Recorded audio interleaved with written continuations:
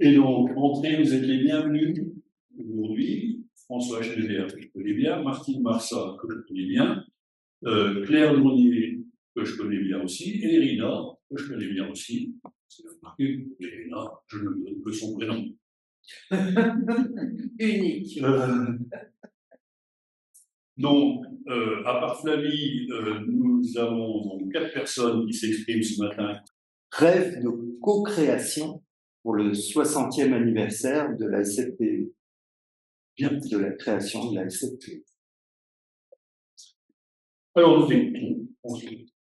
Donc, Rupama, la mère des formes, nous a donné naissance à toutes et à tous. Dans le tableau des Ménines, donc moi, vous avez compris, j'ai pas d'internet, c'est les bouquins, le papier.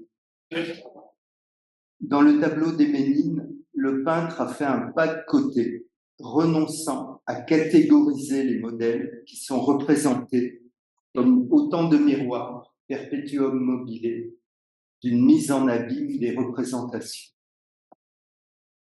Pour nommer les images dans l'atelier d'art et thérapie et pour percer la nécessaire bulle d'illusion qui représente la manière de prendre soin de toutes les addictions, de toutes les certitudes comprises en notre cadre interne, l'artiste, l'herméneute et le thérapeute à l'intérieur de nous ont besoin de faire ce pas de côté que Velázquez a fait dans les Ménines. Une dissociation s'avère nécessaire, car ils ne peuvent faire ce pas chacun avec les deux autres en même temps.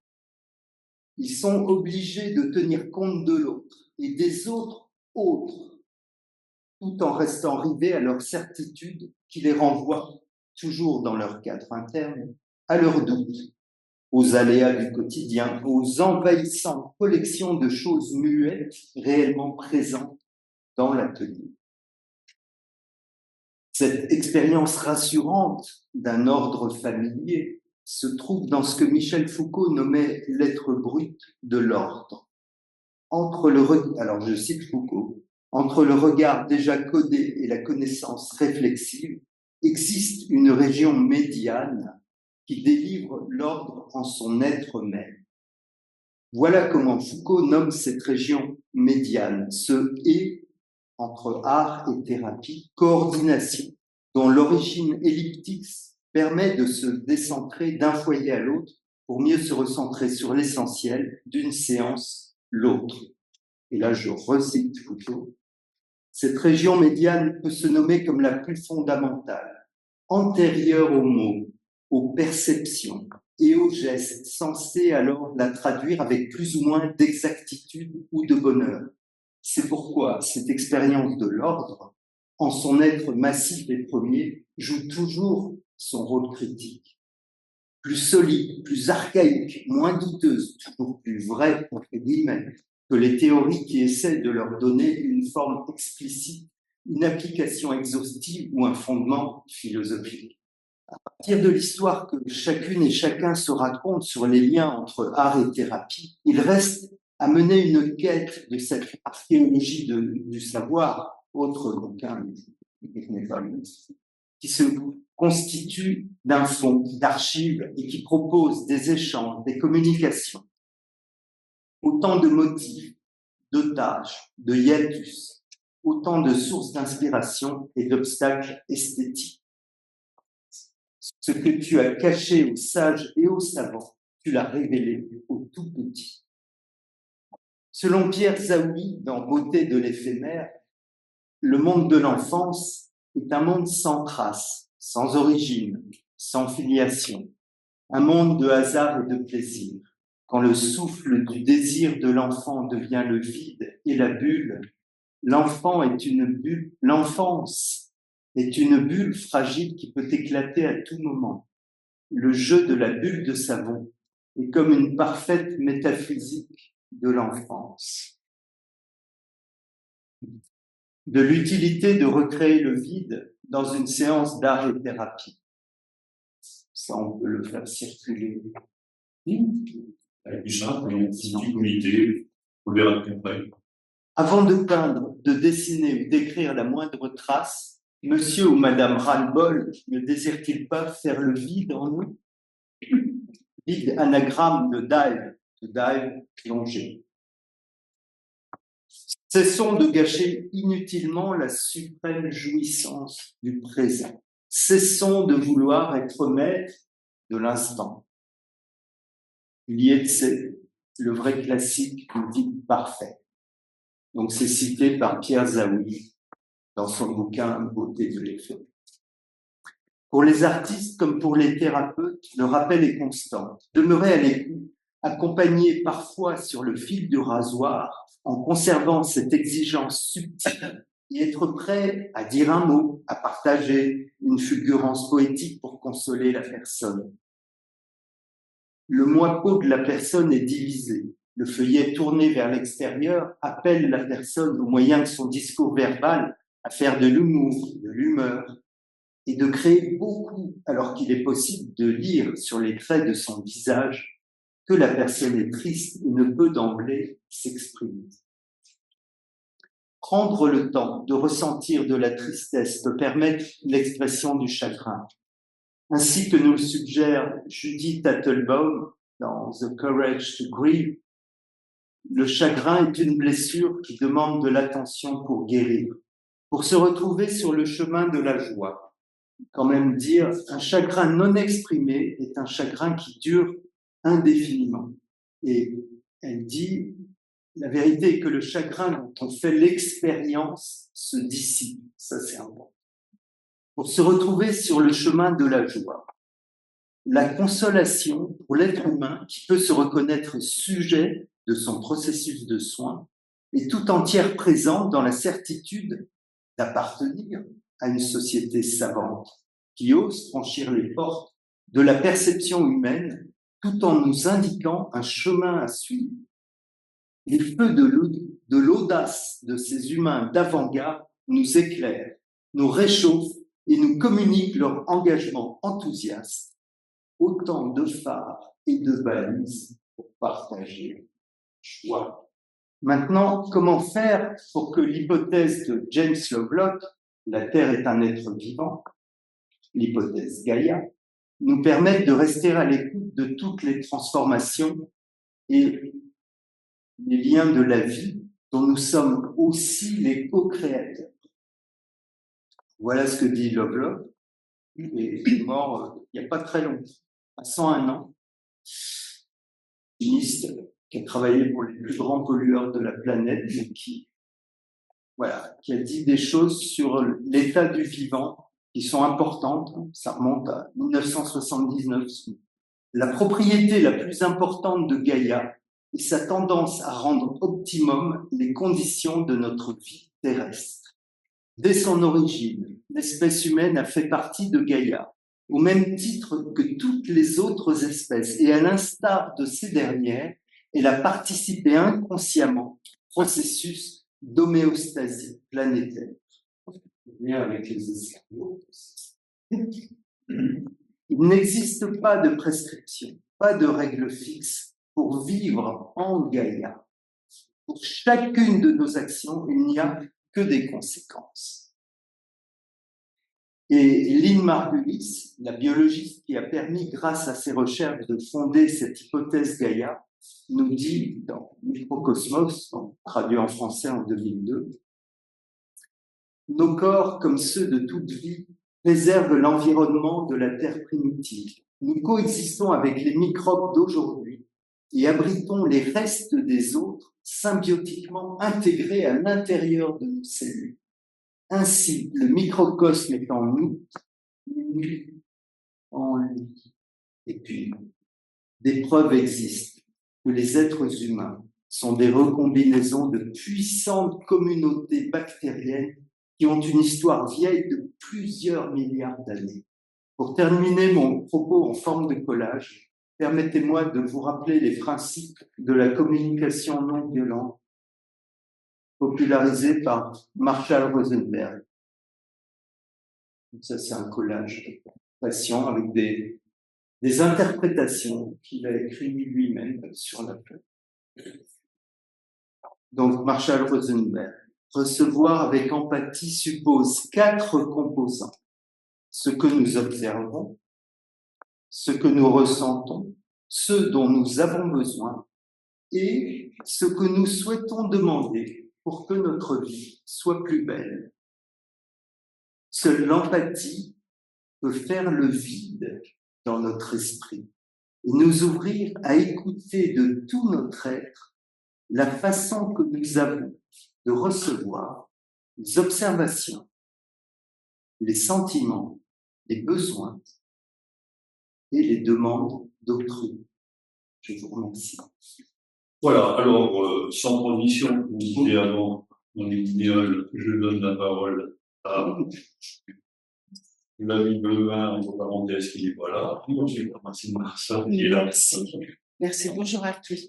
Alors, dans cette communication, à la croisée des origines, l'art préhistorique et l'évolution humaine, j'ai mis le poster ici, si vous souhaitez en prendre connaissance, mais qui rappelle le résumé notamment. Donc, dans cette communication, je souhaitais mettre en lumière le lien fascinant entre les découvertes paléontologiques et les comportements culturels des premiers hominidés. Alors, Yves Coppens, auteur de Devenir humain, propose un récit captivant sur l'histoire de notre espèce, soulevant des questions profondes sur la conscience et la quête de sens. Et ce voyage temporel allie recherche scientifique et réflexion philosophique, enrichissant notre compréhension de l'humanité. Dans cette communication, il est également question d'art, notamment de l'art rupestre préhistorique, comme élément majeur entre fascination et interprétation scientifique. En effet, l'art rupestre préhistorique, à travers les découvertes emblématiques de Lascaux, de la grotte de Chauvet, d'Altamira en Espagne et bien d'autres, révèle une richesse artistique et technique qui remet en question nos idées sur l'évolution de l'art. Les œuvres, par leur réalisme et leur symbolisme, illustrent la créativité des premiers artistes, notamment à travers des représentations hybrides, mêlant traits humains et animaux, souvent interprétés comme des symboles de fécondité. Parallèlement, cet art a suscité un intérêt croissant dans différents domaines et notamment en art-thérapie, où il sert d'outil puissant pour explorer les émotions et favoriser le bien-être mental, offrant ainsi un espace de découverte de soi, ancré dans l'expression artistique humaine. Ainsi, la quête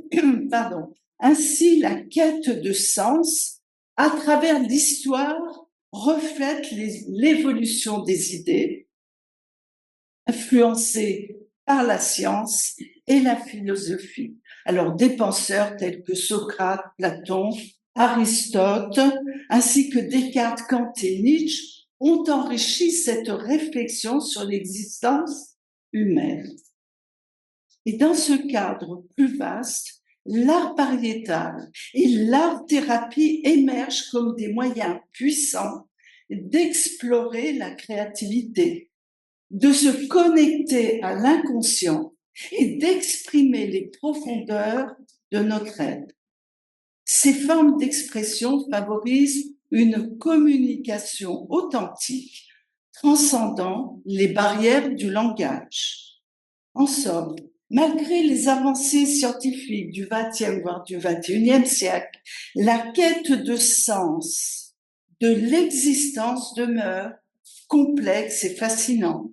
Chaque génération aborde ce défi de curiosité et de détermination avec une originalité qui lui est propre, que ce soit à travers l'art préhistorique ou contemporain, la réflexion philosophique continue de nourrir notre quête de compréhension, révélant la richesse et la diversité de l'expérience humaine.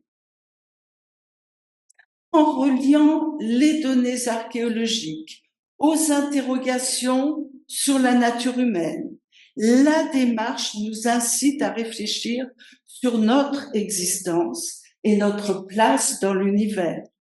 Elle souligne également la quête de sens à travers des formes d'expression artistique comme l'art rupestre ou l'art-thérapie, ainsi l'étude des comportements culturels des premiers hominidés va au-delà d'une simple chronologie, offrant une compréhension plus profonde de notre histoire, de nos luttes et de notre capacité à donner du sens à un monde en constante évolution. Rapidement, 2 exemples illustrant comment l'art pariétal et l'art-thérapie sont des moyens puissants d'exploration créative et de connexion à l'inconscient. L'art pariétal, les fresques de Lascaux ou de Chauvet notamment, célèbres pour leur réalisme, reflètent les croyances et rituels des premiers humains. Les artistes préhistoriques utilisaient les parois des grottes pour exprimer des scènes de chasse, des animaux, révélant ainsi leurs aspirations, mais aussi leurs craintes, leurs peurs. Cet art offre un aperçu de leur monde intérieur et de leurs préoccupations existentielles. En art-thérapie, le dessin permet aux patients d'exprimer des émotions difficiles à verbaliser. Par exemple, une personne anxieuse peut dessiner des formes et des couleurs symbolisant son état intérieur, mettant ainsi en lumière des sentiments refoulés. Ce processus favorise une connexion avec l'inconscient et facilite la guérison émotionnelle. Ce lien entre l'art rupestre et l'art-thérapie réside dans leur capacité à exprimer des émotions humaines et à favoriser la catharsis. L'art rupestre, l'une des premières formes d'expression artistique, et l'art-thérapie, qui utilise une technique artistique pour la guérison, partagent ainsi des objectifs similaires. L'art rupestre permet d'exprimer des croyances et des émotions, tout comme l'art-thérapie aide à verbaliser des sentiments difficiles. Dans les 2 cas, l'art devient un moyen de communication et d'exploration de l'identité personnelle. Catharsis et guérison, la création d'art rupestre peut être vue comme une catharsis pour les artistes préhistoriques, leur permettant de traiter des aspects de leur vie, et l'art-thérapie offre, elle, un espace sécurisé pour l'expression émotionnelle, conduisant à une guérison qui pourrait conduire à une guérison psychologique et une meilleure compréhension de soi. Donc là, j'ai l'ouvrage, une introduction que vous connaissez tous certainement, une introduction à l'utilisation de l'art comme technique thérapeutique par Edith Kramer est vraiment un très bel outil et intéressant pour les art thérapeutes qui souhaitent travailler en ce sens-là. Le lien entre l'art rupestre et l'art-thérapie met bien sûr en avant l'importance de l'expression artistique à travers les âges. L'art rupestre permet à nos ancêtres de communiquer, de traiter des expériences fondamentales, tandis que l'art-thérapie contemporaine utilise l'art comme outil de guérison et de développement personnel. Ces pratiques illustrent le pouvoir intemporel de l'art comme reflet de l'expérience humaine. Une petite citation avant de conclure de Paul Klee: l'art ne reproduit pas le visible, il rend visible. L'art, qu'il soit préhistorique ou contemporain, témoigne de cette quête. Les peintures rupestres ne se limitent pas à de simples représentations, elles représentent évidemment des préoccupations spirituelles et existentielles. De même, l'art contemporain aborde des termes variés, de l'identité à la justice sociale d'ailleurs, tout en questionnant notre condition humaine. Ainsi, l'exploration du sens de l'existence, qu'elle passe par l'art, la philosophie ou les sciences, enrichit notre compréhension de l'humanité. Cette quête, bien que complexe, est une invitation à explorer, créer et réfléchir, célébrant notre capacité à rêver, ressentir et à évoluer. Merci de votre attention. Merci Martine. Alors, on enchaîne avec Claire Mounier. Donc, la communication s'appelle les coordonnées, premièrement l'objet, deuxièmement l'anniversaire, et traite de l'esthétique de Marcel Duchamp. Au musée de Philadelphie, non loin du grand verre de Marcel Duchamp, se trouve une petite salle fermée à la lumière tamisée. La porte est percée de 2 trous à hauteur d'homme. Ainsi, le visiteur peut contempler la scène au titre énigmatique, étant donné premièrement la chute d'eau, deuxièmement le gaz d'éclairage. C'est une sculpture construction élaborée par l'artiste en secret et installée après sa mort, suivant les instructions de son livret mode d'emploi, approximation démontable, exécuté entre 1946 et 1966 à New York. Ni tableau ni objet, l'approximation est une scène appelée environnement. Puis Jean Descotigny voit dans le grand verre de Marcel Duchamp la mariée érotique voilée. Nous, regardeurs du XXIe siècle, disons étant donné dans sa beauté explosante fixe. Ces 2 termes renvoyant à André Breton, l'amour fou. Fixe, d'abord parce que c'est une scène où il n'y a pas d'action. Le seul mouvement est fait par une cascade scintillante à droite de l'influent. Ensuite, parce que l'œuvre est à demeure à Philadelphie. Explosante de sens multidirectionnel, succession de signes, pluralité de possibilités. Alors, imaginons coller nos yeux au trou de la porte. Nous sommes ce regardeur saisi qui reste bouche bée. Face à une image pour laquelle le langage connu ne suffit pas, le regardeur n'a d'autre alternative que d'inventer un langage, c'est-à-dire d'opérer en poésie. C'est George Didier Huberman qui avance cette potentialité de créativité poétique et rappelle que c'est l'infant, le jeune enfant en latin, qui ne parle pas au sens premier. Tout se passe comme si, étant donné, nous rappelait à un état d'infance. Celui-ci est, selon Winnicott, en fusion avec son environnement, alors totalement dépendant et omnipotent. Pourtant, pour pouvoir coller nos yeux au dispositif voyeuriste pensé par Marcel Duchamp, il faut bien que nous ayons été un peu plus avancés en âge, celui peut-être d'être témoin de la scène primitive. Dès l'abord, l'installation étant donnée, nous met face à un paradoxe inaugural par son appréhension spatiale même. Nous nous tenons debout pour voir. Nous sommes appelés à vouloir voir. Les 2 Judas pour les yeux créent l'énigme en même temps que le désir. Ces orifices pressent le regardeur au point même que son regard d'esthète se confond avec sa pulsion scopique. Sans voix, il découvre ce qui semble être la scène d'un après-coup, celle du fantasme d'une origine. Ce spectacle éveille potentiellement des traces prélangagières d'une expérience inconsciente non symbolisée. C'est une phrase de Rémi. Cette aphasie fait écho au silence de Marcel Duchamp, qui a semblé se retirer de la scène artistique dans les années 40 et n'a laissé que des notes éparses, une apparente discontinuité. Donc pendant 20 ans, il travaille dans le secret de son atelier à cette installation considérée comme son testament esthétique. Nous avançons qu'elle fait appel à une perception et une compréhension spécifiques à différents stades de notre évolution psychique.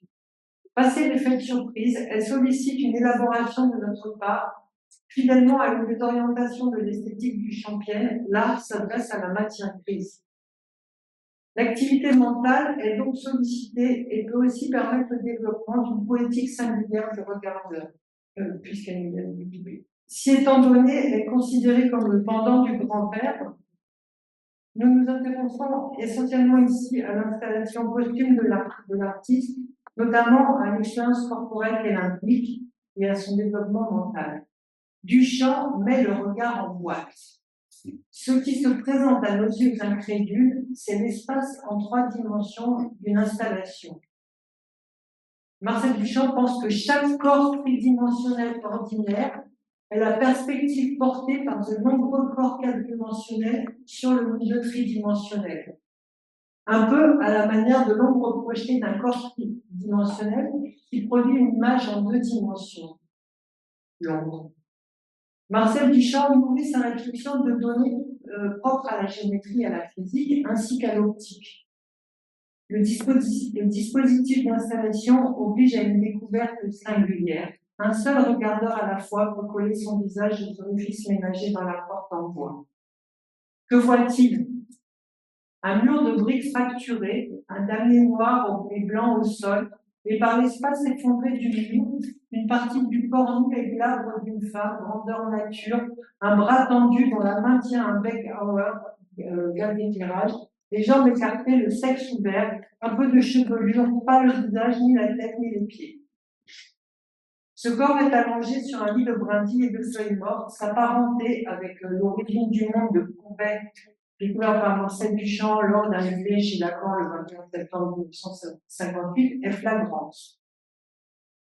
À l'arrière-plan, un collage colotype retouché en peinture à l'huile présente un paysage boisé et luxuriant, se découpant sur un ciel turquoise de nuages de coton duveteux. La scène énigmatique nous est donc donnée à voir par effraction face à l'écroulement d'un premier mur. Mur de la réalité concrète et de la pensée opératoire qui, une fois éboulé, ouvre sur un espace symbolique.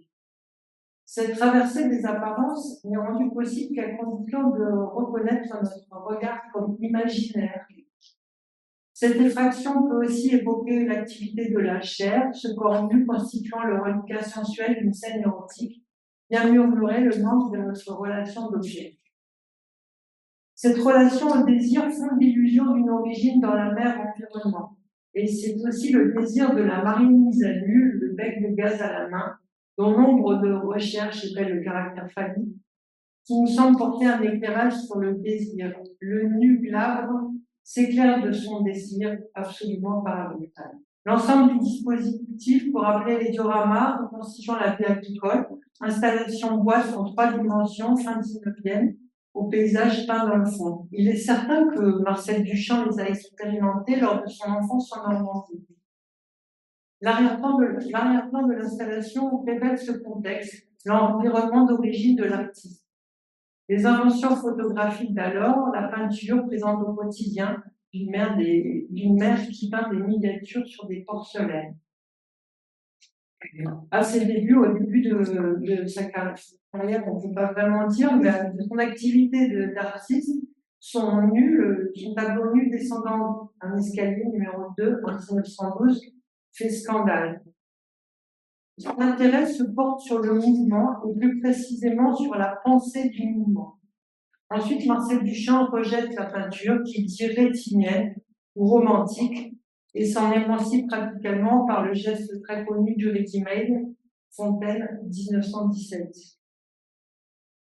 Donc, il y a un mémoire. Paradoxalement, en juillet 1964, année qui voit la naissance de la SFPE, Marcel Duchamp livre à Anne, dans une interview publiée dans l'Express. Donc, il a rejeté la peinture il y a presque 50 ans, et il dit entre 2 êtres qui s'aiment, le langage n'est pas ce qu'il y a de plus profond, C'est pourquoi j'aime la peinture, une affectivité qui s'adresse à une autre. L'échange se fait par les yeux. Je ne crois pas à la peinture en soi. Tout tableau est fait non par le peintre, mais par ceux qui le regardent et lui accordent leur faveur. Des décennies plus tard, nous reposons la question du regard. Que voit-on lorsque l'on regarde? Le visible. Ce qui est ne se dévoile pas.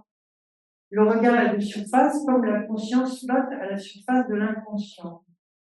Le moi conscient est avant tout un moi corps. Ce qui est deviendra partiellement intelligible par d'autres voies que celle de l'acuité du regard. Le regard délimite l'image qui n'est pas la réalité. Et de plus, la vue réelle du corps est trouée en un point d'aveuglement physiologique, qui est un point de mouage dépourvu de photorécepteurs, la papille optique. Et ce réel du corps, cette vue trouée, correspond au scotum du regard. Le regard est électif, il ne saisit pas le monde, ni ne l'attrape, ni ne le sent en soi. La réalité du monde nous échappe, nous n'en avons que des images visuelles et métaphoriques. Il reste toujours de l'impossible d'avoir un vu. Marcel Duchamp, dans un entretien de 1955 avec Sweeney, là est une incursion dans des domaines où ne règne ni le temps ni l'espace. Vivre, c'est croire. Étant donné la chute d'eau, seul élément mobile de l'installation apparaît comme une clé de l'œuvre. Elle nous renvoie à la source, origine, qui en mouvement se dérobe. Le mouvement de l'eau, le temps de l'écoulement dans l'espace du paysage conçu par Duchamp sont des éléments tridimensionnels. Cette triade du mouvement temps-espace-action, en présence d'un mannequin nu immobile abandonné sur un lit branchage, suscite des répulsions dans le corps du regardeur qui reçoit l'œuvre en plein œil. Cette expérience esthétique agite sa compréhension, le met en mouvement intérieur. Nous risquons ici l'image d'un sablier esthétique dont le canal rétréci serait la coïncidence Judas-Lieu. Des deux côtés réversibles, le mouvement de l'expérience sensible humaine, la vie. Par sa beauté explosante fixe, étant donné, réédifie l'amour. En breton. Enfin, c'est la réédification de l'amour. Des conditions de son appréhension singulière par le regardeur, elle tire son esthétique de nouage de l'œil à l'esprit. Alors, il y a une citation de Marcel Duchamp pour si on accepte le passage forcé à travers chacun des 5 sens d'un monde soi-disant extérieur, on ne peut s'empêcher de conclure que le soleil que nous voyons n'est ce que nous voyons que par le truchement de l'œil, et qu'en réalité, il n'est ni brillant, ni jaune, ni éblouissant, et qu'il n'est même pas noir dans le monde extérieur dépouillé de nos 5 sens. Il semble aussi que ce qu'on appelle conscience est la manifestation intime du concept être, ce qui revient à évoquer une tautologie. Et Marcel Duchamp ajoute appliqué à la peinture et à l'art. Pour conclure, Marcel Duchamp se situe au-delà des clivages traditionnels, beau, laid, sens, non-sens, etc., dont la différence s'articule sur un principe de séparation inframince. Se déprendre de ce type d'opposition en se promenant dans l'égalité, c'est la position esthétique et morale que Marcel Duchamp réalise dans sa vie, la liberté d'indifférence. Voilà.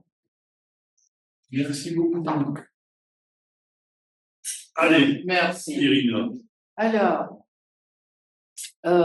c'est très intéressant ce que tu as dit tout à l'heure, Claire, ça me parle à propos de ta non-lecture de l'autre fois. Chaque fois que je viens dans un colloque et que je dois présenter quelque chose vers la fin, je suis embêtée parce que avec tous ceux qui sont passés avant, j'aurais éclairé complètement ma présentation. Mais c'est bien aussi de revenir aux origines, c'est-à-dire au texte d'origine. Et moi, je mets toujours origine avec un S à la fin.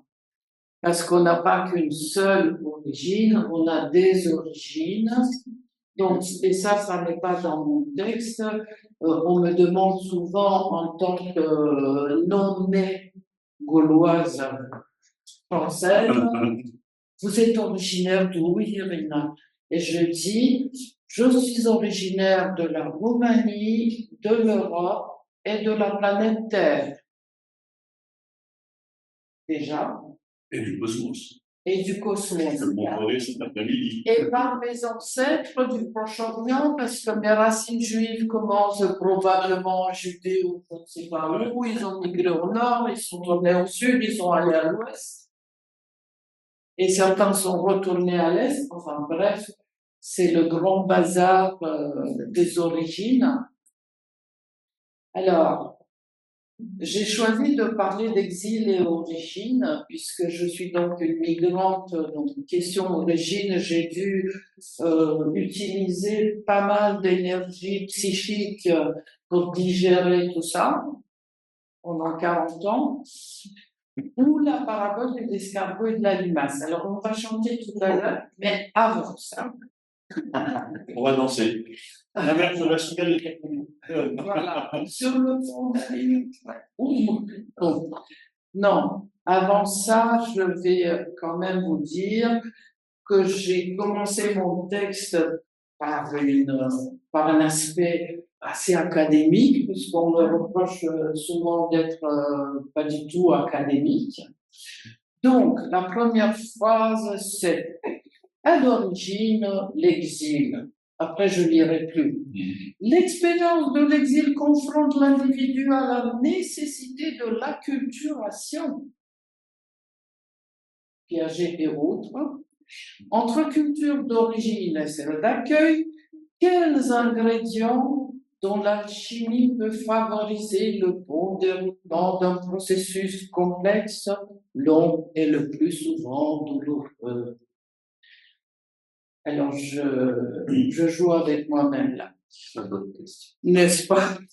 Alors, après, il y a d'autres références plus ou moins culturelles, mais là, je voulais vous montrer l'image qui devait figurer sur mon PowerPoint, première image.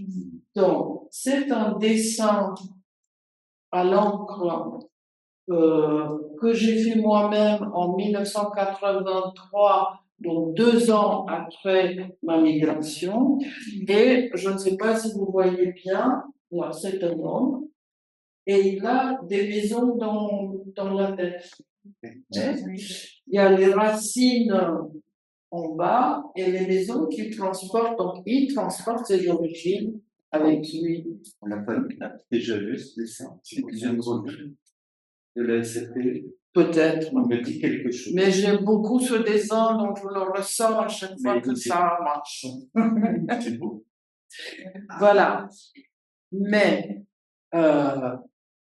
donc, là, quand on dit acculturation, ça veut dire qu'on se sépare de ses origines culturelles et on doit se bâtir une autre maison et se fabriquer d'autres attachements culturels à l'endroit où on choisit de se poser, choisit où on atterrit, quelquefois. C'est pas toujours un choix vraiment. Et bâtir cette maison, évidemment, c'est comme un bouturage, c'est-à-dire qu'on vient avec le soi et on se bouture à un tronc culturel et naturel, bien sûr, qui est là. Alors, juste une précision, quand je parle de plutôt culturel que naturel, c'est parce que je précise qu'évidemment les deux vont ensemble. L'être humain est autant un être de nature qu'un être de culture, mais en fonction de différents points de vue, de différentes théorisations, l'accent peut être posé sur l'un ou sur l'autre. Donc, pour ce qui est de ces maisons, on a 4 maisons, oui, non pas 3, tout à l'heure j'ai noté 3.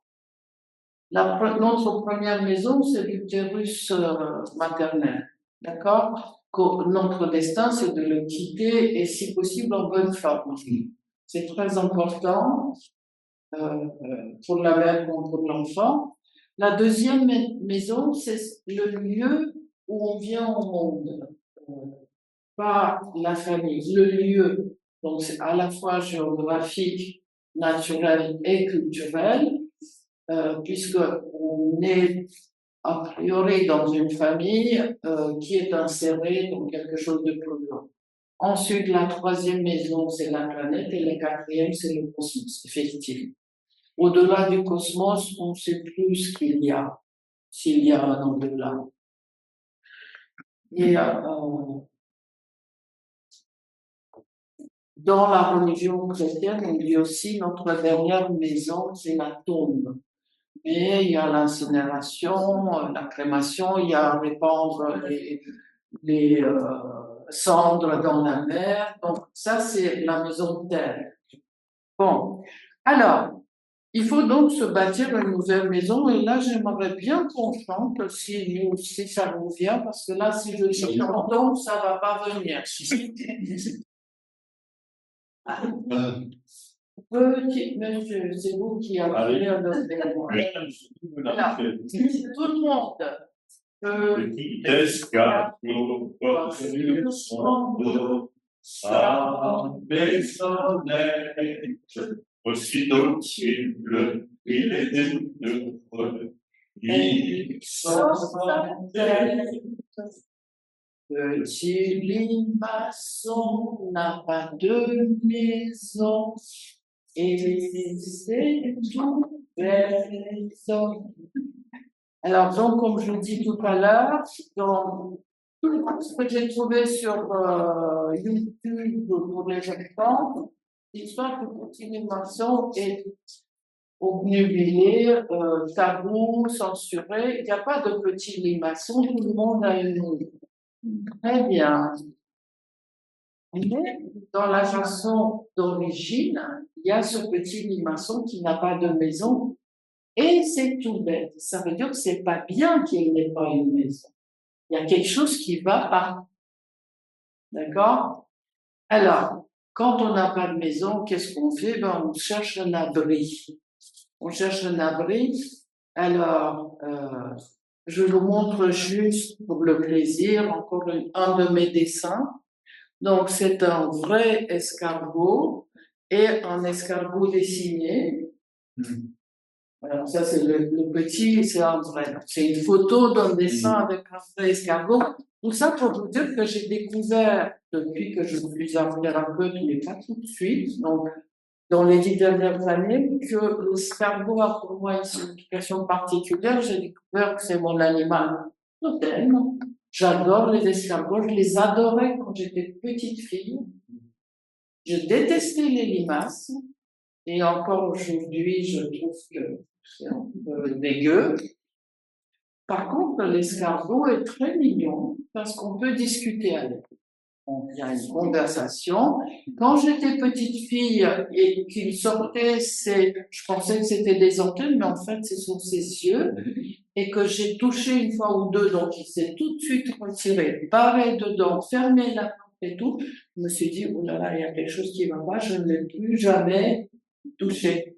Mais j'aimais bien, et j'ai une collection d'escargots chez moi, de coquilles d'escargots, pas vivants. Ben, j'en ai des vivants aussi sur mon balcon. Voilà. Donc, tout ça pour dire que l'escargot a ses capacités assez exceptionnelles de sortir, de rentrer, de se barricader, et à moins d'être écrasé avec coquilles et compagnie, il sait se protéger. Et en plus, il est hermaphrodite, bon, vous savez, masculin, féminin en même temps, mais il ne peut se reproduire que dans la rencontre avec un autre escargot qui lui aussi est hermaphrodite, donc ils vont se fertiliser mutuellement. Il y aura plein de petits escargots des deux côtés. je trouve ça fabuleux. Enfin, la nature, de toute façon, est un miracle et une merveille. Elle n'a pas arrêté, elle continue à inventer des sortes de reproductions absolument incroyables. Et nous, on y va aussi, avec la technique médicale et l'intelligence artificielle. Dieu sait comment on va se reproduire encore, mais moi, je ne serai plus là. Alors,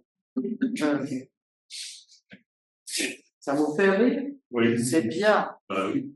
Alors, Une chance d'être j'ai encore écrit autre chose, mais j'y vais plus vite parce qu'on n'a pas le temps.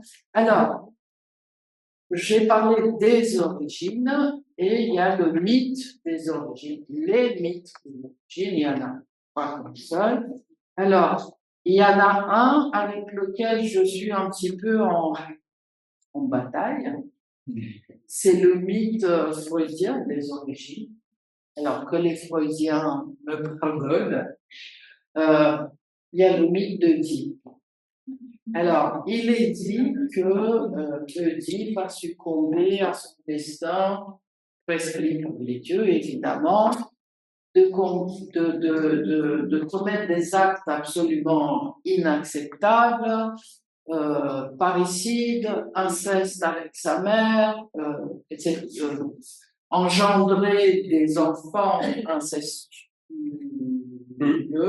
voilà. Donc, que des catastrophes, suite à quoi il est obligé, il est tellement désespéré qu'il se crève les yeux et puis. Mais, pour moi, pardon, une fois qu'il s'est crevé les yeux, qu'il entre dans la forêt des Laurentides, il trouve la vie. le pauvre, parce qu'il n'y était pour rien, le pauvre. Et les dieux, on les connaît, ils sont vraiment pervers, voilà. Mais pour moi, son destin, enfin, sa catastrophe, les calamités qui affluent Oedipe ne sont pas dues à la sexualité. Donc, c'est pour ça que je dis que je suis un peu à côté de la théorie du foyer. Ni au Dieu, bien évidemment, mais au secret des origines, au mensonge sur ces origines. Puisque, aurait-il su, il a quitté Thèbes, je crois, pour éviter de tuer celui qu'il pensait être son père et épouser celle qu'il pensait être sa mère. Aurait-il su la vérité, c'est-à-dire que ce n'était pas ses parents biologiques mais adoptifs, il aurait pu rester tranquille dans sa maison chez lui, il n'y avait aucun danger. Alors, il est parti, on connaît la suite, donc, du coup, le secret des origines, c'est quelque chose qu'on connaît en thérapie de diverses sortes, y compris psychanalytique moyenne, comme traumatisante, ayant des conséquences absolument terribles, etc., etc. Mais il ne faut pas tout mettre sur le compte de la sexualité. Il y a aussi la culture, parce que cacher les origines de sa venue au monde d'un enfant, c'est en fait culturel et pas naturel, n'est-ce pas? Bon, alors, origine, exil et créativité. Je reviens à l'art-thérapie rapidement. Donc, en art-thérapie, j'ai rencontré plein de gens qui étaient des migrants. Alors, c'est pas un hasard, mais peut-être aussi, j'en sais rien. Et j'ai constaté à quel point donc le fait d'avoir plusieurs maisons, plusieurs lieux de vie, peut être aussi facteur de richesse, pas seulement de traumatisme. Les migrants que j'ai rencontrés, qu'ils aient été en prison ou dans les associations d'aide aux migrants, c'était en presque totalité des gens qui avaient subi des traumatismes et qui ont fui leur lieu d'origine par nécessité, pas par aventurisme, par curiosité, comme un expatrié qui va voir le monde dans les années 68, tous les jeunes allaient au Népal et ailleurs. Rien de tout ça. On quitte son lieu d'origine parce qu'on ne peut plus y rester. C'était mon cas aussi à cause de mon non-ami Ceausescu. Donc, c'est quelque chose avec ces migrants où j'ai pu vraiment faire un travail, je pense, assez utile. J'avais une empathie vraiment profonde et avec la supervision et autres questions de thérapeute, aussi le souci de la bonne distance quand même. Alors, et j'ai constaté que ces abris successifs qu'on a, donc l'abri intra-utérin est par définition. Non, c'est les voies espèce de trip. Non, Pas de grenier. Non. Tout, pas du tout. Merci beaucoup. L'accouchement, là, du coup, c'est juste à ce moment. C'est un traumatisme pour les frangins. C'est incroyable. Pourquoi il arrive juste là? C'est quoi le cri, d'ailleurs? J'ai pas voulu lui demander mais c'est quoi le cri parce que je suis contente d'être dans le truc. Voilà, donc, le premier abri qu'on a, c'est l'abri intra-utérin. Personne ne l'a choisi. C'est totalement naturel, bien qu'évidemment, il se situe dans un lieu abri familial, communautaire et sociétal qui est naturel et culturel en même temps.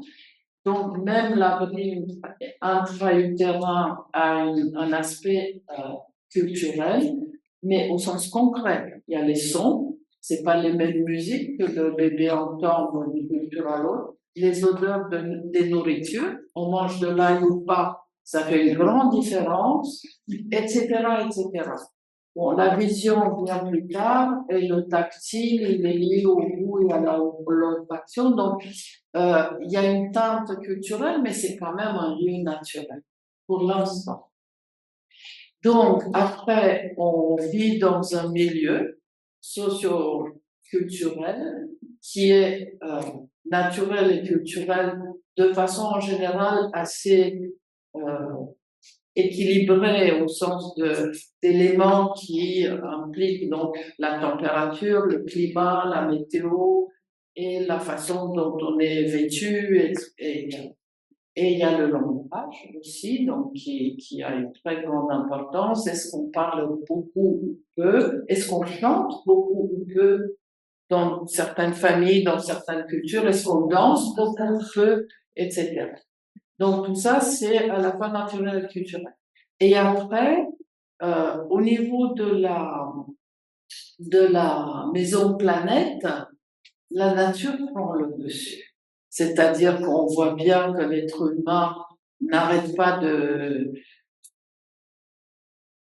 d'abîmer sa maison naturelle et de transformer, etc. Mais la nature prend le dessus parce que ni les tremblements de terre, ni les inondations, ni les grands feux de forêt, ni les poudres et autres rayons X ne sont pas maîtrisables vraiment. Et je doute qu'on ne pourra faire autre chose que de continuer à s'adapter et à faire au mieux.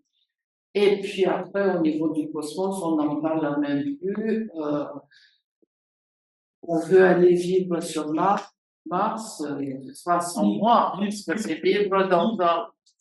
Il. Je dis nous parce qu'il y en a pas mal.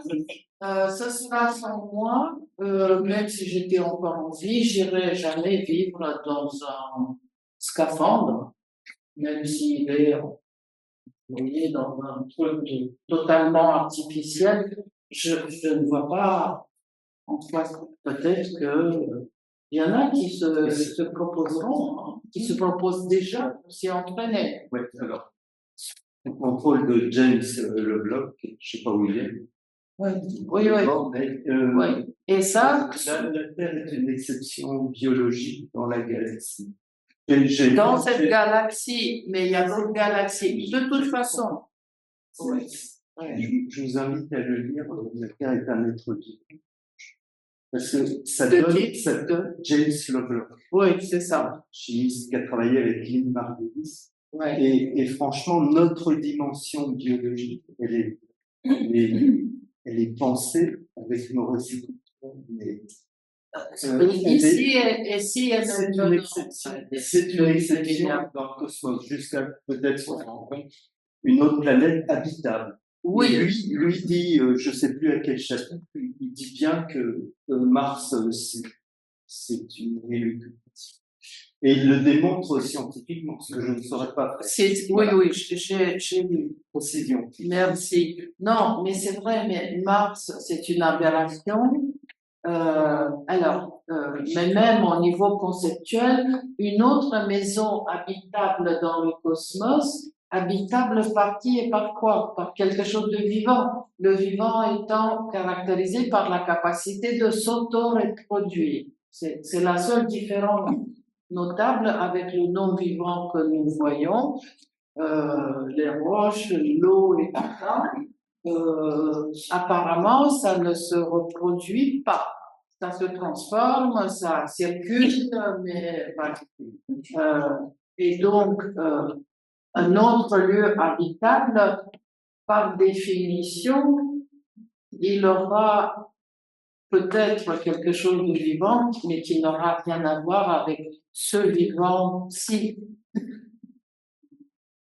Oui, mais ça n'empêche pas de.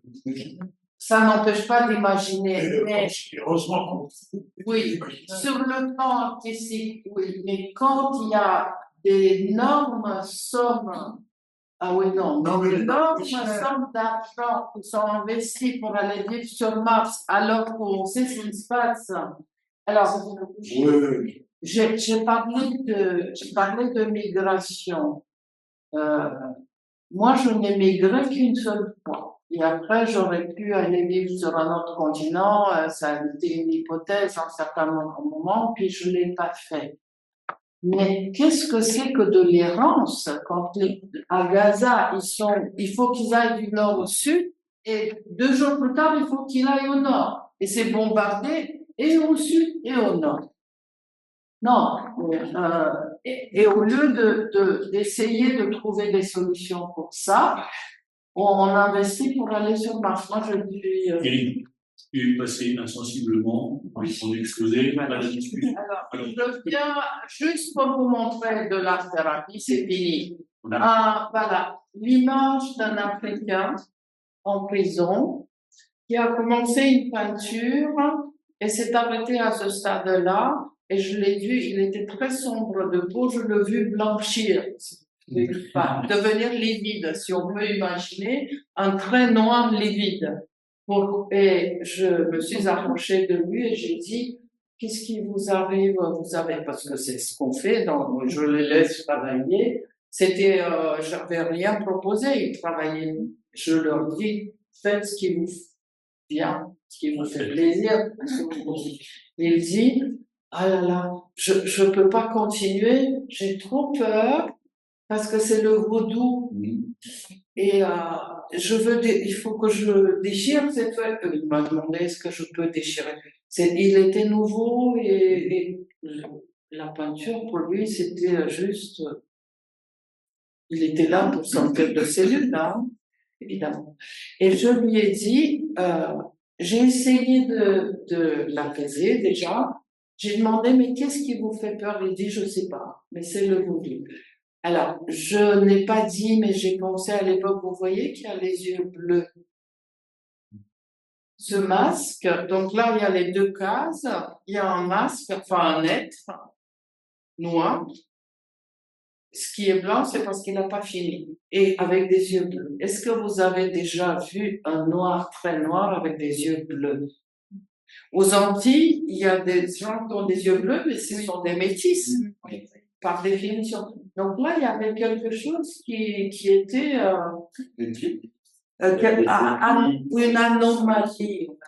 En Afrique, quelquefois, il y a des albinos, mais ils n'ont pas les yeux bleus, ils ont les yeux roses, je ne sais pas des couleurs comme ça.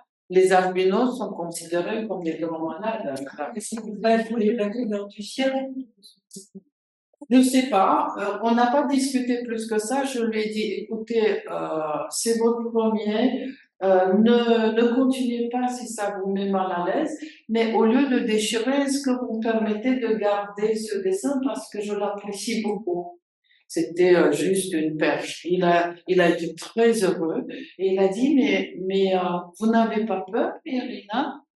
Et là, j'ai introduit la perche culturelle. J'ai dit non parce que dans le monde culturellement, le vaudou n'existe tout simplement pas.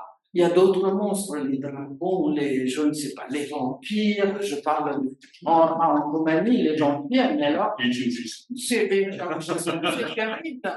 N'est pas de C'est faute. peut-être Donc, si je n'ai pas peur, il ne peut pas me faire du mal. Ça ne fait rien.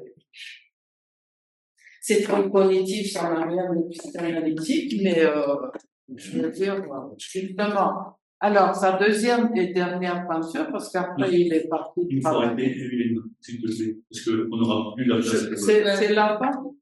Il a peigné son enfance. Il a fait une peinture avec son enfance. Ça, c'est lui. Au point d'abreuvage du soir, il y a un hippopotame qui vient boire. Et c'était paisible et beau. Alors, j'ai pas eu le temps de savoir pourquoi il a quitté son pays alors que l'enfance était paisible et bonne. Mais pour dire, et à la fin, un autre Africain, la maison abandonnée, c'est la maison dépressive, et la maison qu'il espère, c'est la maison qui dit la vie, vivre simplement. Voilà. Ça y est. Excuse-moi. Je vous ai fait grâce de toutes les autres idées qui me sont venues. La prochaine. S'il te plaît. Evelyne, s'il n'est pas traduit tout, ça veut dire merci avec Moi, d'une soufflette. D'une soufflette. Une soufflette, ça veut dire Avec l'âme. du avec fond le- du cœur, avec- du fond de l'âme. Voilà. Mais pas soufflet, une souffle. Ah oui, avec L'accent n'est pas comme à la française, c'est Ah, la beauté, c'est bon. Voilà, voilà. Excuse-moi de mon accent. Et C'est de, déjà très et de ma sympa. Estonie. Et je laisse la parole à l'ensemble du public. Donc maintenant, pour réagir, avec peu de temps, parce que théoriquement, on doit s'organiser des villes. J'en ai un petit. Oui, allons-y. Pardon. Mais c'est vrai que ça donne envie de réagir rapidement.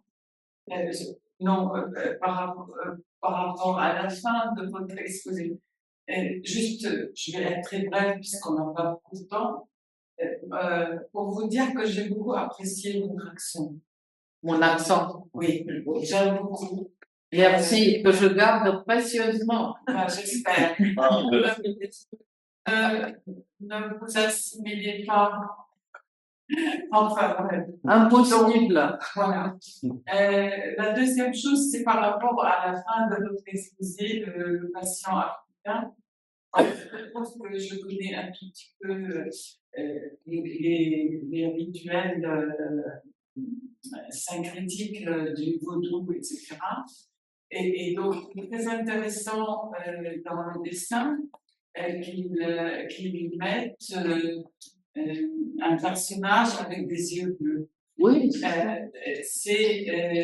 En fait, dans les masques de rituels, je ne sais pas d'où il vient votre monsieur, c'est bien du Bénin, du Brésil ou de Haïti, parce que c'est là où il pratique beaucoup le vaudou, mais en tout cas, ce que j'en connais qui est du Bénin, dans les masques, par exemple, il y a des signes, non, pardon, il y a un mélange de références à plusieurs religions. C'est-à-dire, vous avez des masques où il y a à la fois un livre qui représente le Coran, par exemple, et une croix.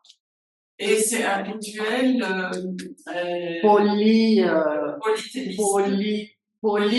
polythéiste. Voilà. Théiste. Voilà. Ouais. Donc, peut-être, et ça je fais une interprétation par rapport à votre dessin, du monsieur avec, qui voulait vous faire peur avec ce qu'il a dessiné. Alors peut-être qu'il voulait, je sais pas, vous faire entrer dans une espèce Il de... ne voulait pas me faire peur. Ah, il est parti pas. Je lui ai dit, venez, faites une peinture de votre village d'enfance. Il a fait les cases.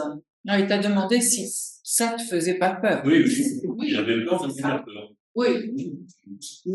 Non, il avait peur que si je garde ce dessin, le vaudou va me piquer. Vous savez, comme c'était très animiste, en fait, même plus que polythéiste. Et il voulait effectivement me prévenir, c'est-à-dire me protéger. Attention, le vaudou est dangereux. Et moi, j'ai répondu, oui, si on en a peur. Et c'est la même chose dans la vie d'aujourd'hui.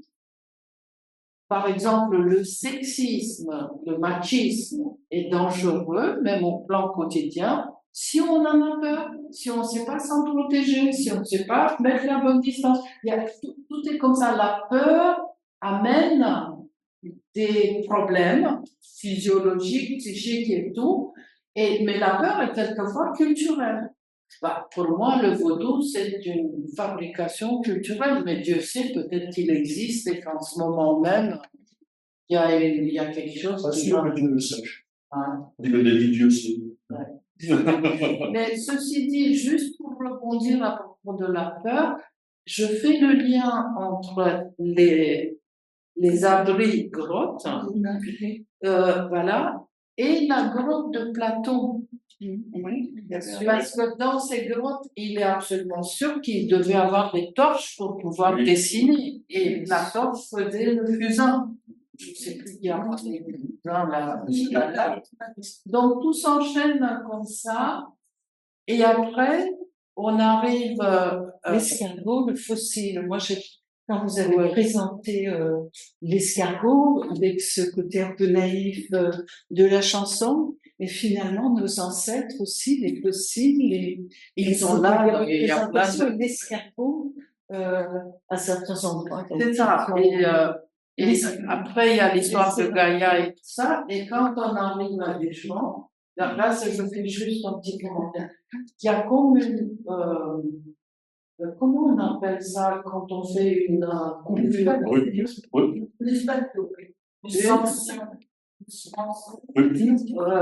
oui, mais c'est une, c'est l'inverse de la ligature. C'est sûr. C'est sûr. C'est donc le début du XXe siècle qui voulait s'émanciper de siècles de culture.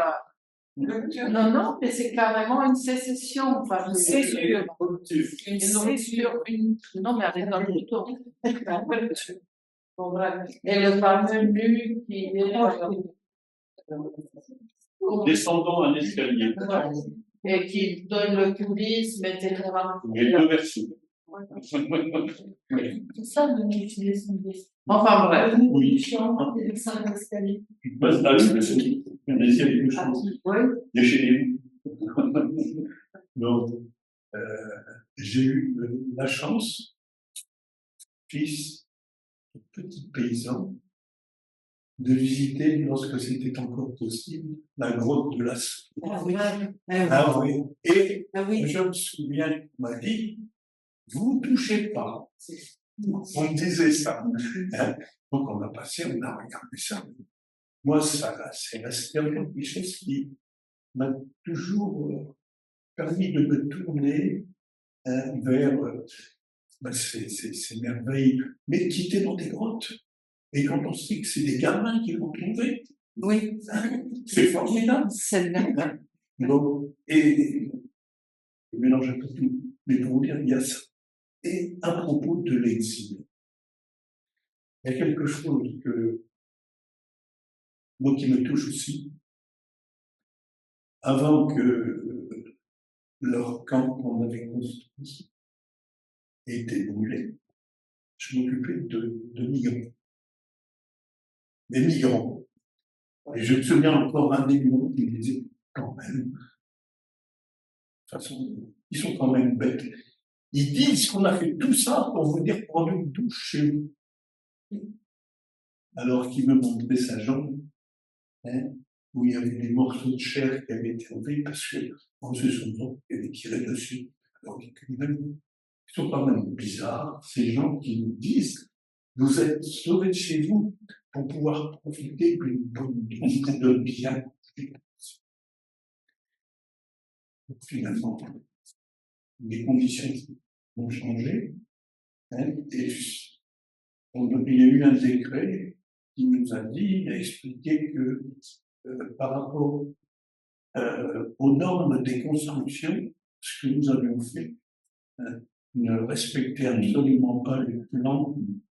Donc, on a pu dire que j'habite le Pas-de-Calais. Alors, une autre chose, c'est l'exil intérieur. L'exil intérieur. Là, j'essaye de parler avec votre accent, avec les miens, mais si je parlais vraiment avec un accent, vous ne comprendrez rien du tout. Je parle ch'ti. Mais vous savez, quand on allait à l'école, français. C'est ça. Mon père racontait que quand il allait prendre un verre, les grands-messes, hein, les gens qui étaient là, ils s'en allaient. Ah, ça commence à sentir la vache pure. Et être ce sentiment, c'est pas tout à fait un rejet, mais ce sentiment de ne pas être assimilable, parce que on a un accent. Je me souviens, vous faisiez du théâtre dans l'institution où j'étais, hein, je suis vraiment l'institution où j'étais en 6e ou 5e, faisais du théâtre, on répétait une pièce, etc. Puis moi, j'ai mis ça, j'ai du théâtre. Et aux vacances de février, c'était presque terminé, parce qu'il fallait qu'on joue aux vacances de Pâques. Et je suis tombé malade. Pas grand-chose, mais ce qui fait que, au lieu de rentrer avec tout le monde après les vacances de février, je suis resté une quinzaine de jours à la maison pour me guérir, etc. Et quand je suis rentré, je suis revenu, j'étais théâtre, et puis le prof, Michel Tégué, je viens reprendre mon rôle. C'est pas possible. C'est pas possible. Pourquoi? Parce que, et là, j'ai pas compris, tu as un accent tiroir. Un accent tiroir, et moi, j'ai compris un accent tiroir.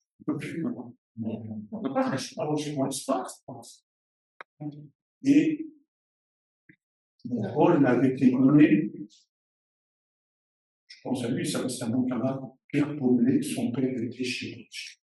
Et il parlait bien. Son rôle était, mais le prof me dit, mais quand même, il y avait une partie chantée, il chante comme une audace. Toi, tu chantes bien, tu vas continuer à chanter, mais pas avec un accent de tiroir. Voilà, les exils intérieurs. Quand on chante, on n'a pas d'accent.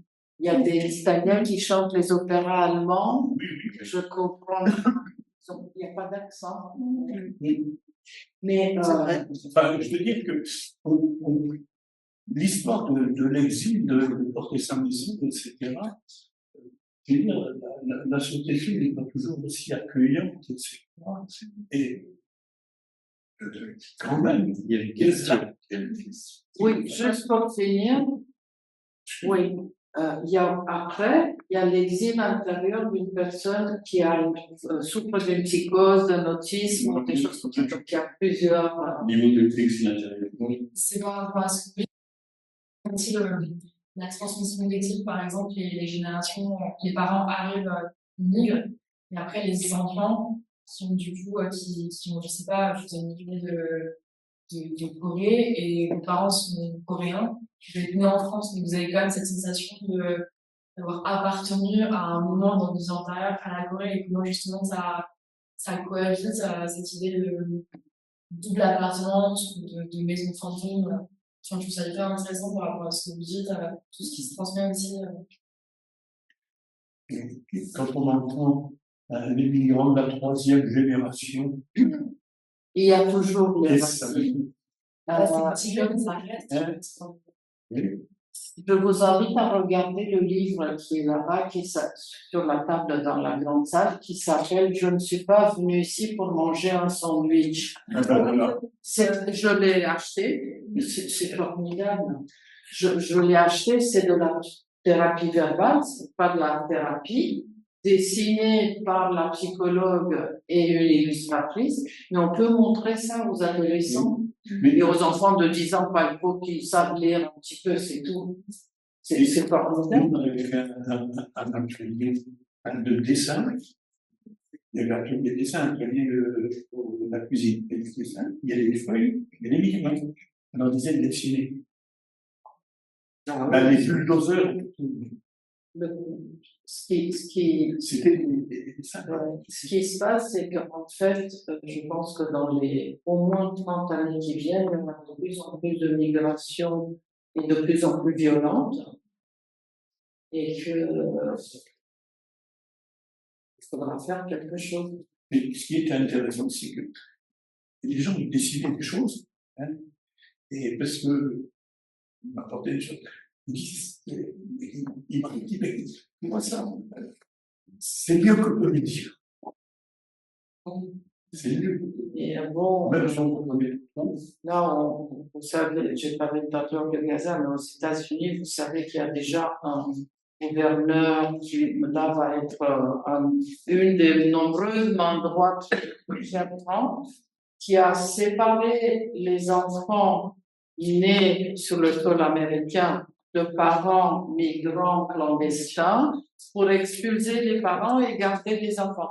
Et vous connaissez tous comment des enfants ont été volés chez les Indiens, comment Poutine a volé des enfants ukrainiens et tout ça. Mais ça D'ailleurs, à propos du mythe, justement, d'Oedipe, oui. au mouvement d'art thérapeute, on n'est pas tout à fait OK non plus avec Freud. On a l'impression qu'il a un peu travesti des choses. Parce que si la colère des dieux s'est déchaînée, c'est parce que le père d'Oedipe a violé un garçon. Et ce garçon s'est tué. Et donc, plutôt que d'assumer son acte, il commet un nouveau crime en voulant faire mourir Oedipe.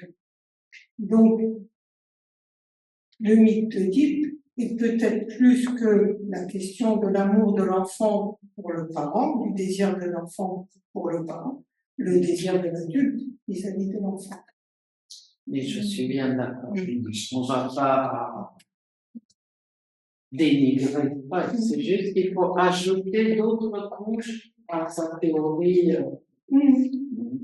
D'où la chanson d'ailleurs de Gainsbourg, un zeste de citron, l'amour que nous font jamais. Je voudrais poser une question. Encore des interventions? Oui, on va les faire le plus bref possible maintenant, parce qu'on doit aller vers les nourritures terrestres. Oui, c'est par rapport à la comparaison que vous avez fait entre l'art rupestre et l'art thérapie. C'est juste pour.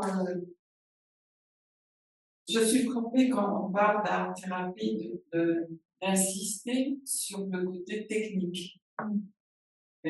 Pourquoi? Si on veut comparer à l'art rupestre, que je connais pas bien, hein, Oui, mais il me semble que dans l'art rupestre, il y a une dimension sacrée. oui. C'est juste pour, c'est pour affiner un peu les particularités. Oui. Hein. Dans l'art thérapie, qui est donc profane, contrairement à l'art rupestre qui est sacré. Oui, Hein. pas dans l'absolu, pas dans l'absolu. Et moi, ce que j'ai voulu montrer, surtout cette évolution humaine et ce qu'il en resté de nos origines à travers les pratiques actuelles.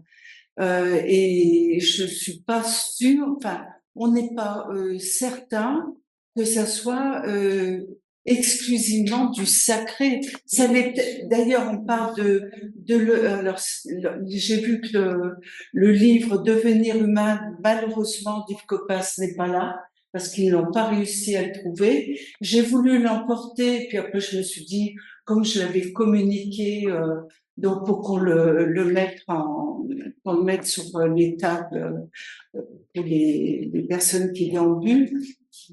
Et donc, lui, il explique très bien cela. C'est parce qu'il était philosophe aussi, hein, Yves Coppens, paléontologue et philosophe. Et son livre Devenir humain, si vous arrivez à vous le procurer, eh bien, vous verrez qu'il y a d'autres philosophes plus de contemporains qui ont écrit et qui sont toujours là, qui appuient cette idée. Mais donc, on n'est pas nécessairement dans le sacré, parce qu'il y a, on parle beaucoup de l'Homo sapiens évidemment, mais l'Homo faber, l'homme outil, et c'est là qu'on est plus dans le profane. Et au fil de cette évolution humaine, que j'ai pas pu développer, bien sûr, à cause du temps qui nous manque, qui nous fait défaut, mais le sacré est venu par la suite. Par la suite, l'Homo sapiens, l'homme sage. Mais est-ce que c'est véritablement l'homme sage, hein? Voilà. Mais c'est dans le sens qu'il y a un rituel.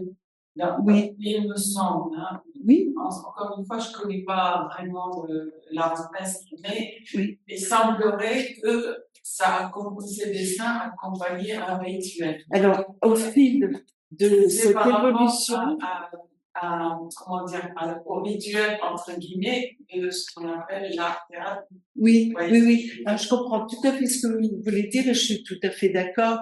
Ceci dit, donc, il y a eu des rituels qui se sont installés au cours de l'évolution de l'homme préhistorique à travers des milliers d'années. Et donc, c'est vrai qu'on est plus dans l'art contemporain actuellement, mais il y a quand même, il n'y avait pas complètement ces rituels. Il y avait plutôt quelque chose qui relevait de la crainte, de la peur. Oui, aussi. Et ça, c'était vraiment quelque chose qui avait une empreinte forte dans leur fort intérieur qu'ils projetaient justement sur les parois des grottes. Ajouter quelque chose par rapport au rituel et à l'art-thérapie contemporaine. Alors, déjà, par rapport à l'art-thérapie contemporaine, vous expliquez, parce que c'est quand même une marque déposée qui fait basé sur l'éphémère, donc qui n'utilise pas du tout l'art, ni les techniques artistiques, mais plutôt ciblé du côté de la performance, c'est-à-dire on revient au rituel, c'est-à-dire action, temps, espace. Hein, la performance, c'est dans le sens plutôt d'agir et pas d'être excellent, mais de performer une action. Et donc, en art-thérapie, il y a une action dans un temps et dans un espace qu'on peut rattacher à un rituel. Et ça, c'est l'art-thérapie contemporaine qui épouse la mouvance de l'art contemporain qui s'est inscrit dans ces textes-là. Et des théâtres aussi, hein, ça vient de plus loin. Hein. Parce que j'ai pas pu l'expliquer un peu de temps, mais ce qu'il faut savoir, c'est que on fait appel à la recherche scientifique, à la quête de sens et quelque part au remède. Donc la recherche scientifique, elle explique. Voilà. La philosophie, elle s'intéresse à la quête de sens et ce qui nous interroge au quotidien, à travers le temps, l'espace et l'art. Alors, est-ce que je parlerai d'art rupestre ou d'art thérapie ou d'art tout court? Cette créativité, eh bien, ça serait, je le mets vraiment au conditionnel, mais pourquoi pas le mettre au présent? Certaines personnes qui le pratiquent, serait le remède. Mais la question de l'art, vous dites revenir. Il y a une chose que j'ai déjà dit ici, hein, l'art. Ça vient l'indo-européen, la racine, c'est rare. Qui veut dire la mise en mots. Et on a l'articulation, Oui, articulation. etc. C'est mon art, c'est important. Donc, sans rendre le terme de sacré, hein, dans les peintures, par exemple, on peut se dire, sans être sensible, qu'il y a quand même le reflet de la notion de mise en ordre du monde, de l'expérience Oui. dans la représentation. Oui, Et ça, oui, c'est- certainement. D'ailleurs, à travers cette évolution humaine, justement, qui n'est pas forcément sacré. pas forcément sacré. Je sais, voilà. Je vous rejoins. Je ne sais pas si je réponds quand même à votre question.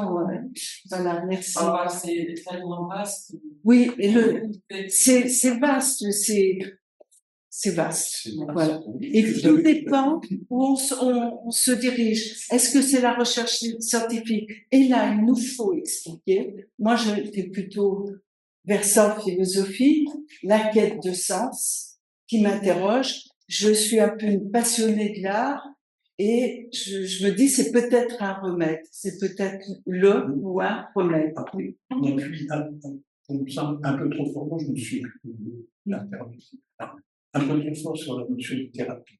On va guérir, etc. Oui, Thérapie, oui, c'est dire quoi? oui. Thérapie, Non, thérapie, ça veut dire prendre soin. Oui. Le matin, lorsque la dame son miroir, sa psyché, Oui. sa psyché, elle se thérapie. Lorsqu'on arrosait les plantes, pareil, on prenait soin, c'est prendre soin. Et lorsqu'on faisait des offrandes aux dieux, c'était pareil. On prenait soin. Cette notion de prendre soin, l'accueil, on rejoint l'excuse, vous avez dit, par rapport à l'exil, etc. Il y a là une balance aussi à faire entre l'exil et l'accueil. Ouais. Et dans la thérapie, c'est le premier Il y a mouvement. une question. L'accueil.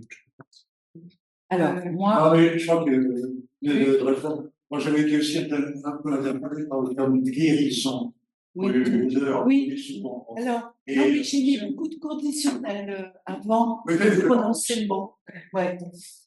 Et c'est vrai qu'il y a, je sais pas qui a, c'était dans le, pour employer. J'ai été prudente, mais je suis Pas guérison, mais c'est une guerre. Guerre, on peut employer. oui, certainement. Mais il se trouve que j'ai rencontré des art thérapeutes il y a très peu de temps et il y a eu un sujet de conversation et le mot guérison apparaissait vraiment fortement à travers l'art. Et c'est voilà. Donc, mais bon, moi je le mets vraiment conditionnel et je suis assez d'accord pour. Mais lorsqu'on On est fait des signes désespérés. oui, oui. Comment être désespéré Oui, pour des rappels à l'ordre? voilà, il est 90. Et moi, je voudrais juste conclure, hein, si vous le permettez, Bien sûr. par une petite citation, que je ne sais plus de qui elle est, parce que je l'avais lue et photographiée, parce qu'elle m'avait beaucoup plu, mais je trouve qu'elle vient clore peut-être quelque chose à propos de ce propos sur l'exil, sur l'origine, etc., et sur la maison, qui dit en substance ceci: de l'âge de 3 ans à celui de 43 ans, je suis restée sur le chemin, espérant un retour à la maison qui s'est parfois miraculeusement produit. C'est ce que j'appelle l'amour. C'est ma façon de le reconnaître sans erreur. L'amour, c'est quand quelqu'un vous ramène à la maison, quand l'âme revient au corps, épuisée par des années d'absence. Et ça me fait simplement rebondir par ce thérapeute, parce que je pense que ce quelqu'un qui vous ramène à la maison, ça peut être le thérapeute. Effectivement. C'est-à-dire l'amour dans le sens filial, là, pour le coup, et pas l'amour érotique. Mais oui, Ouais. pour moi, ça a à voir avec ça aussi. Le L'amour retour à la maison. humaniste. Ouais. Ah oui. Voilà. On ne Merci. peut pas aller au-delà de ce que nous parlons. C'est ça qu'elle Merci. il y a des mots. Merci Mario. Merci Marie. Est-ce que tu as fini aussi?